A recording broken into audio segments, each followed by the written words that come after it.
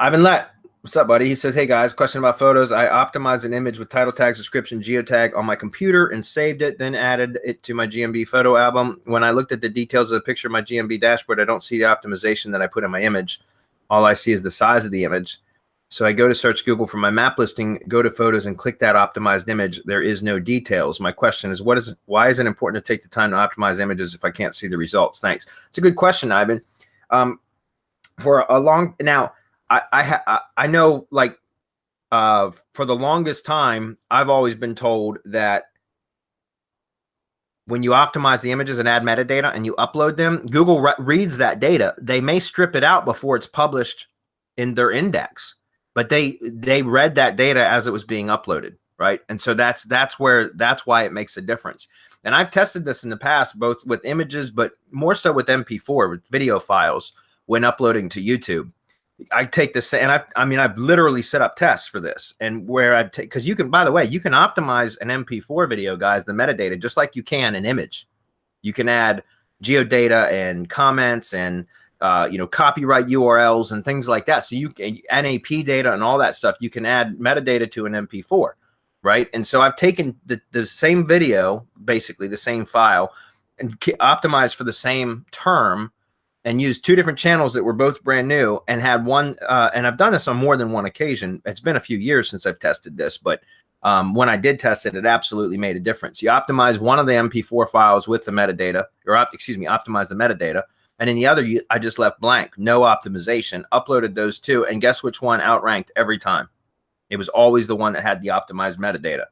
So again, it's been years since I've conducted that specific test. Probably 4 years now at least, but I've always assumed that that's still the case. Now, Marco, you could probably shed some light into this, right? Yeah, it's one of the things that we'll be covering on Monday's webinar, and Ivan is in local GMB Pro. Perfect. I just let him in the group today, I think it was.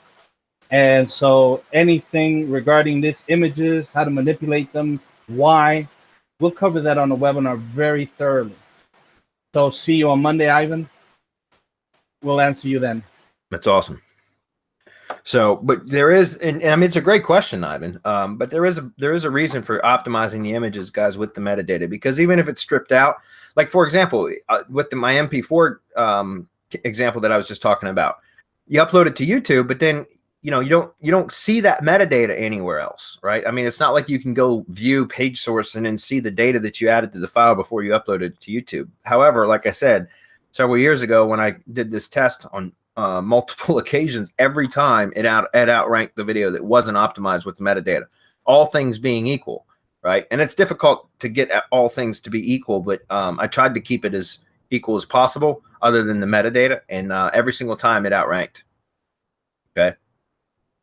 And there's also like a lot of the other things, and I know that I'm talking about videos now, but like something else I haven't tested in years that used to work like crazy. And Hernan was telling me about a little hack he saw the other day with YouTube about being able to upload the transcriptions for the captions and such. What was the hack you were telling me about the other day? Well, that you have those, that you have those captions that are automatically generated by YouTube, right?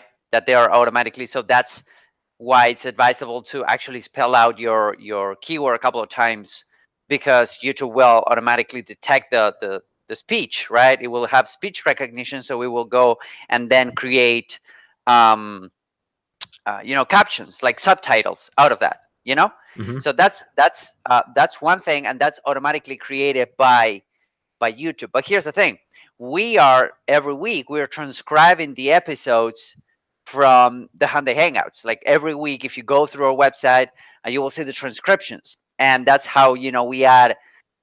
We also add timestamps to all of the videos, so they'll really optimize it.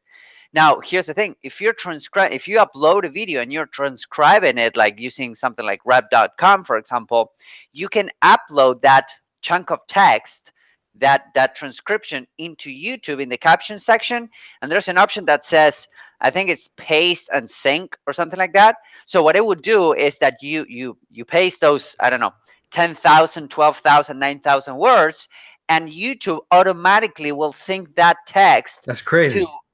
To the audio that's happening. So at the end of the day, you're adding captions without having to add captions, but They're not the automatically generated captions on YouTube. Does that make sense? So they have more SEO value because they're generated by the user. But yeah, it's crazy. Like it will automatically sync all of that chunk of text that you're adding with paragraphs and everything.